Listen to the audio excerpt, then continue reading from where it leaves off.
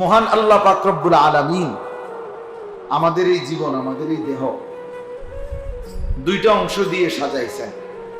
একটা বাহ্যিক এই অঙ্গ প্রত্যঙ্গ, আরেকটা হচ্ছে কলব, অন্তর জগৎ। বাহিরের একটা জগৎ, ভিতরের একটা জগৎ।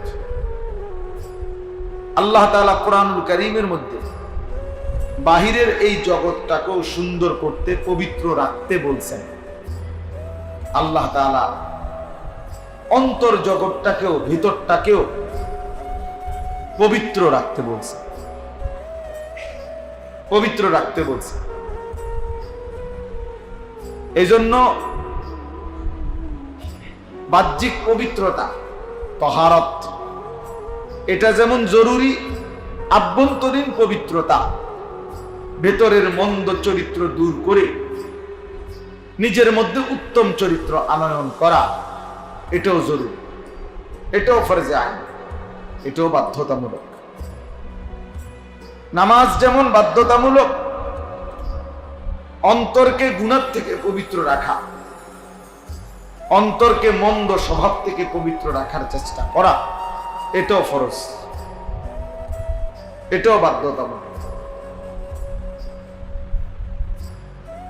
ব্যক্তিগতভাবে আমরা যারা মুসলমান, বর্তমান সময়ে সংখ্যাগরিষ্ঠ অনেক মুসলমান, আমরা এই আধ্যাত্মিকতা, তাসাউফ, তাজকিয়া, অন্তর পরিশুদ্ধ করা, ইসলাহ করা, এটা কম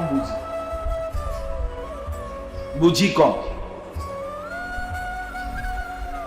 আমরা ব্যক্তিগতভাবে শরীর, জামা, চুল, প্যান্ট, শার্ট, কাপড় চোপড়, ঘরের আসবাবপত্র, ফার্নিচার, এগুলা যে পরিমাণ পরিষ্কার পরিচ্ছন্ন রাখতে পছন্দ করি, তার হাজার ভাগের, লাখো ভাগের এক ভাগও আমরা আমাদের দিল পরিষ্কার রাখতে ফিকির করি। অথচ আমাদের শ্রদ্ধাভাজন হযরত মাওলানা আবু তাহের সাহেব এইমাত্র চমৎকার কথা বলতেছিলেন যে কোরআনুল কারীমের মধ্যে আল্লাহ তাআলা বলছেন, ইয়াউমা লা ইয়ানফাউ মালুন ওয়ালা বানুন, হাসরের দিন সম্পদ এবং সন্তানাদি কোনই উপকার দেবে না, ইল্লা মান আতাল্লাহা বিকলবিন সালিম, একমাত্র ওই ব্যক্তি মুক্তি পাবে আল্লাহর ফয়সালায় হাসরের দিন, যে একটি কলবে সালিম, একটি পবিত্র নিরাপদ অন্তর নিয়ে মহান আল্লাহ পাকের সামনে হাজির হবে। তাইলে ভেবে দেখ, সরাসরি কোরআন শরীফের আয়াত। বাহ্যিক এই দেহ নিয়ে গেলে হবে না, ফিটফাট চুল নিয়ে গেলে হবে না, বরং কলবে সালিম, একটি পবিত্র, গুনাহমুক্ত, নিষ্কলুষ একটি দিল নিয়ে মহান আল্লাহ পাকের সামনে হাজির। তাইলে আল্লাহ তাআলা বলছেন হাসরের ময়দানের নিস্তার মিল। তাইলে এটা আসলে বাস্তব যে আমাদেরকে কলবে সালিম বানানো, আমাদের ভেতর, অন্তর, আত্মা পবিত্র করা, আমাদের ভেতরটাকে ইসলাহ করা, সংশোধন করা ভীষণ জরুরি, অনেক জরুরি, অনেক জরুরি। বাহ্যিক কাপড় ধোয়া এটা যে পরিমাণ জরুরি, দিলকে মন্দ অভ্যাস থেকে দূর করা, পরিচ্ছন্ন করা, তার চাইতে কোটি গুণ বেশি জরুরি। আমি একটা উদাহরণ দিই, তাহলে বুঝবেন। মনে করেন হিংসা, এটা একটা মন্দ রোগ। মানুষের অন্তরে কারো প্রতি হিংসা থাকা, এটা একটি মন্দ রোগ, খারাপ রোগ, অন্তরের একটি রোগ। কিন্তু প্রশ্ন হইল, একটা লোক বাহ্যিক শরীর দিয়া, অঙ্গ প্রত্যঙ্গ দিয়া, হাত, পাও, চোখ, কান দিয়ে যেই গুনাহ করে, ওইটা যা গুনাহ করে ওই গুনারই শাস্তি, ওই গুনারই গুনাহ, ওই পাপের লেখা হয়। কিন্তু তার তো আরো অন্যান্য নেক আমল আছে, হাসরের ময়দানে ওইটাই হিসাব হবে। কিন্তু এই অন্তরের এই গুনাহটা, রোগটা, যেমন এই হিংসা, এটা যদি এমন হইতো যে কেউ কারো প্রতি হিংসা করছে, তো এখন এই হিংসার যেই গুনাহ শুধু এটাই লেখা হয়েছে, তো তার বাকি আমল যেগুলো নামাজ, রোজা, হজ, যাকাত, এগুলোর জাকাত আছে, তাইরও একটা বিষয় ছিল। কিন্তু দুঃখের বিষয় হলো, বিপদের বিষয় হলো, মুসিবতের বিষয় হলো এই, আল্লাহ নবী সাল্লাল্লাহু আলাইহি ওয়াসাল্লাম বলছেন, ইয়াকুম ওয়াল হাসাদ, সাবধান তোমরা হিংসা থেকে বেঁচে থাকো। কেন? নবীজি সাল্লাল্লাহু আলাইহি ওয়াসাল্লাম বলেন, ফা ইন্নাল হাসাদা ইয়াকুলুল হাসানাত কামা তাকুলুন নারু আল হাতাব। এই কথাটা ভয়ানক। নবী সাল্লাল্লাহু আলাইহি ওয়াসাল্লাম বলেন, নিশ্চয়ই হিংসা মানুষের সমস্ত নেক আমলকে, নেকিকে এভাবে খেয়ে ফেলে, নষ্ট করে ফেলে, যেভাবে শুকনো লাকড়ির মধ্যে আগুন লাগাইলে নিমিষেই শুকনো আগুন জ্বলে পড়ে ছাই হয়ে যায়। আল্লাহর নবী বলেন, হিংসা মানুষের বাকি সমস্ত নেক আমলকে এভাবে শেষ করে। তাইলে বিষয়টা যদি শুধু যেটা করছি এটার গুনাহ হইতো, তাইরও তো একটা কথা ছিল, কিন্তু এইটা তো আমার বাকি নেক আমল সবগুলোকে কি করে দিল? নষ্ট করে দিল। তাইলে এখন বাহ্যিক হাত পাও চোখ দিয়া যে গুনাহ করে, কারো কোনো কিছু অন্যায়ভাবে নিয়ে নিল হাত দিয়ে, তো এটা গুনাহ, কিন্তু এটার গুনাহ, কিন্তু অন্য নেক আমল আছে তার।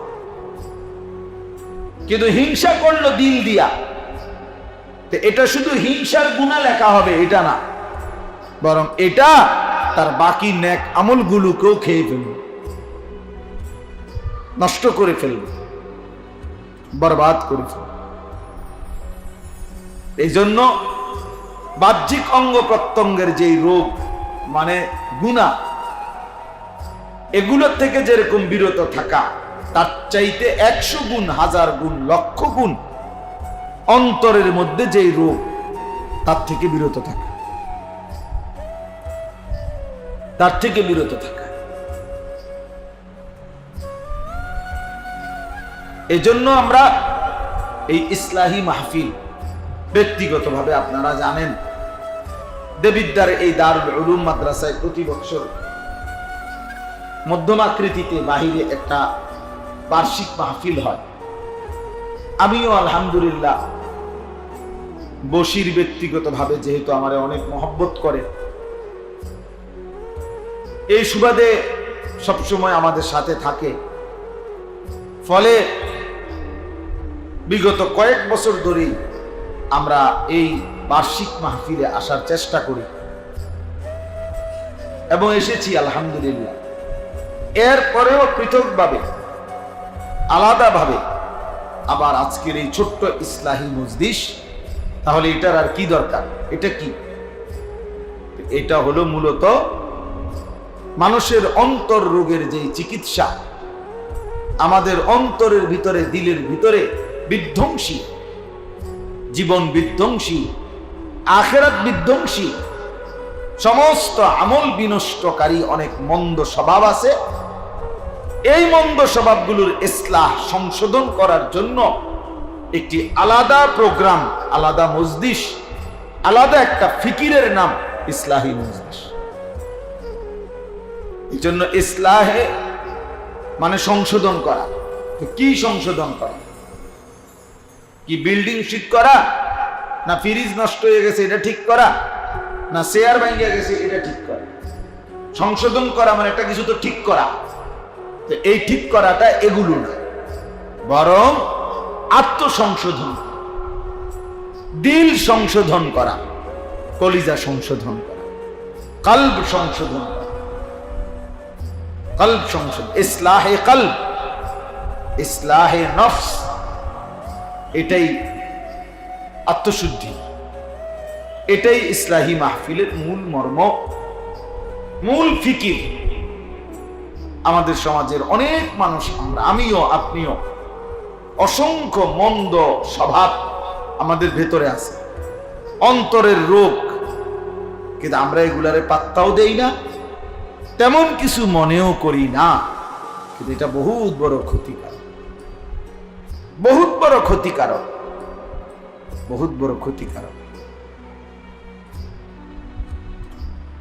আমাদের মধ্যে গীবতের স্বভাব, তাহলে এটা আমাদের একটা আভ্যন্তরীণ রোগ, যে অপরের কল্যাণ, অপরের যেই কোনো ভালো আমরা সহ্য করতে পারি না, ফলে আমরা তার বদনাম ছড়াইতে থাকি।